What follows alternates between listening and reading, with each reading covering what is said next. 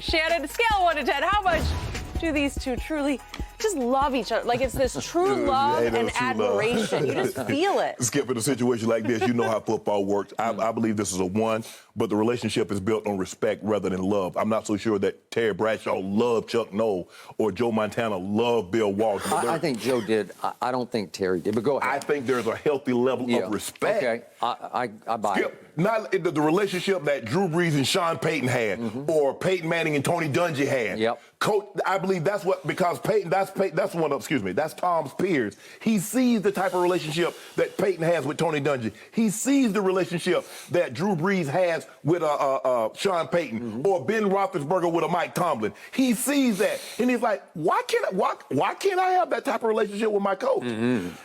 Because your coach is old school. The old school coaches kept players at arm's distance because they knew there was going to come a time, Skip, I might have to bench you, I might have to cut you, I might have to trade you. Yep. And that would clog That is correct, and that was classic Chuck Noll versus Terry, but go ahead. Exactly. Yeah. Skip, talking to, I went to Coach Reeves' homegoing ceremony and was talking to Dan Reeves, coach in Denver. my first coach. And I was talking to his wife and the kids, and it's like, we had our favorite players. And said, Dad, the daughter, one of the daughters was telling me that Dad would say, don't say that. Yeah. He says, because... That's good. I like that. He says, because you're going to cloud my judgment. Yep. Because I don't want to disappoint you. I don't want to disappoint your mom. Those are your favorite players, and I'm going to have to make tough decisions. And Dan was a chip-off Coach Landry's block. He was absolutely a chip-off Coach Landry's block. Yeah. He said, and it's going to cloud my judgment. All right. So just keep that to yourself. Okay. Coach Belichick is more in line with the old school way of thinking. So he was never going to allow Tom, or he was never going to allow himself to get buddy, chummy, Skip, and go play golf, some of the things that Tom would have liked to do. Or maybe in the offseason, Tom and his wife, Coach Belichick and his wife now, maybe go have a bite to eat. Nope. That was never going to happen. Never going to happen. And I believe Coach Dungy and Peyton had lunch and dinner together. I believe Sean Payton and Drew would break bread together. That was never going to happen. And all the things that he's saying now, Brady was like, bro, I was there for 20 years. Not one time did you utter that. When they would ask you how well I played, you said everybody played well. When they ask you, everybody has good players. It's kind of like the Maxwell song. Yeah. All the things that you should have said that you never said. Yeah. All the things you should have did that you never did. Yeah. Let it go. That's just the way it is, Skip. Guys have emotion. Guys have feeling. I should tell you this all about. The greater the player, the more prideful he is. Yep. And things bother him. Things hurt. It bothered Tom that he could not have a relationship with Coach Belichick beyond player coach. And that's the way Coach Belichick Heisman posed him. He kept him at arm's length. That's not an accident, because Coach Belichick is thinking like, Coach Belichick is a professional coach, but he think like a college coach. I only got this guy for 4 years, so I'm going to get him up out of there. I can't get close. He'll be gone. Coach Belichick had the guy for 20 years and still wouldn't let him get close. Yep. So I don't think there's a whole lot of love. I think there's a level of respect, but I don't really think that you coming over to my place, I'm going over to your place. I don't think it's that type of relationship. I don't think they ever had that. Now, Skip, it might fall because we heard Tom when he first released his statement, thanking everybody. Yeah. There was no patriot. Nope. Nothing to be thought of. Yeah. And I'm not surprised by that, because I went through the very same emotions when I wasn't re-signed by the Broncos, saying, I ain't going back there. I don't want to be in no part of this. I ain't mentioning them. And if I'm fortunate enough to make the Hall of Fame, I ain't mentioning nobody. But after time, Skip, you start to think, man, damn, I did have 10 good years there. We did win Super Bowls. I did make a mark there. Yep. And let that foolishness go. It happened. Shannon, you okay, bro? I think in time, Tom will go through the very same emotions that I did. He'll realize that he had 20 great years there, Skip, 6 Super Bowls, the friends that he's made. Yep. And it'll fall. But right now, it's still fresh. So you're going a 1 on the love scale. Yeah, I'm going to 1. I'm going to go down to a 0 on the love scale. If we change the definition to the respect scale, I'll go Brady would have a 5 on the 1 to 10 respect scale. Okay. I think Belichick is now a grudging maybe 7 in respect to Brady. Yeah. But these two are now pitted as arch rivals historically. Till death do them part. Their careers, their impact.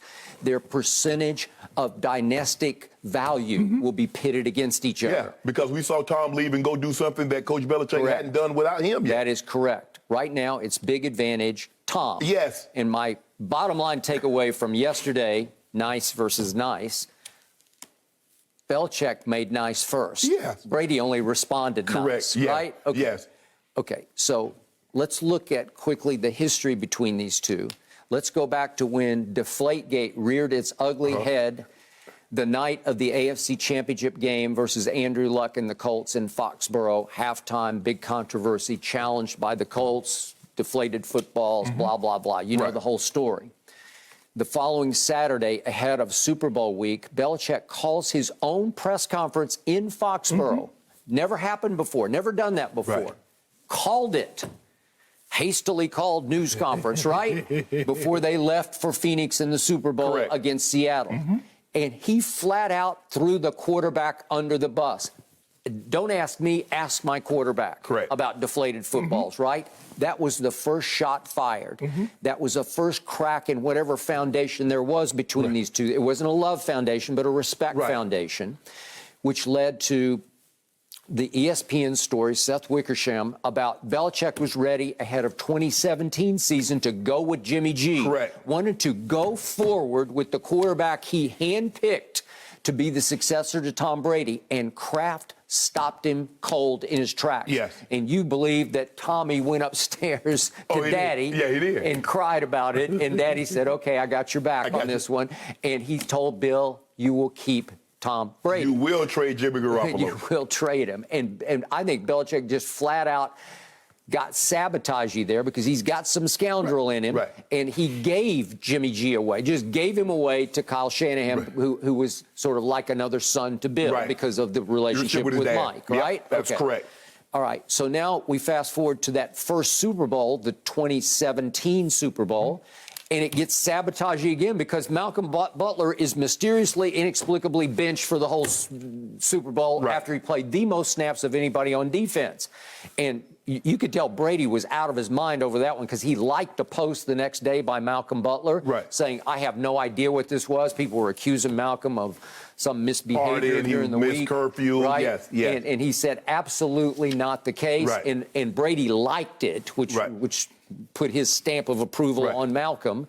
And obviously Brady threw a playoff record, 505 yards passing, and put up 33, and they lost 41-33. So you don't think he blamed Belichick to some degree for that one? You better believe that he did. Tom Brady's about winning. I don't care what he did. Tom Brady said, I don't care if Malcolm stayed out the whole week.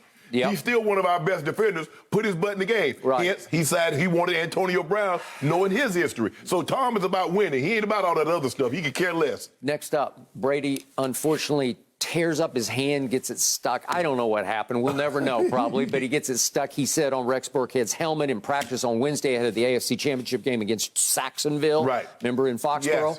12 stitches required in the palm of his throwing hand, with which he had to play against Jacksonville in the cold at Foxborough. They're down 20-10. He throws for 124 in the fourth quarter and 2 touchdowns. They roar back to win 24-20. And right after the game, Belichick's asked about how Brady toughed it out or whatever, and he said, the quote was, it wasn't exactly open heart surgery. He couldn't say one nice thing about what his quarterback did. Not one nice thing. That's an opportunity to say, well, hey, that's Tom. That's what makes him great. Well, that's what this post was last night, as you said. It's too late. You had it up and Skip. You can't tell me something you could have said right then and there and tell me like 3 or 4 years later, Skip, you know what? I think you'll agree with this. I believe if you were to ask Coach Belichick, if I gave you Drew Brees, if I gave you Aaron Rodgers, or I gave you a comparable quarterback in Ben Roethlisberger, do you believe you still would have won the same amount as with Tom Brady?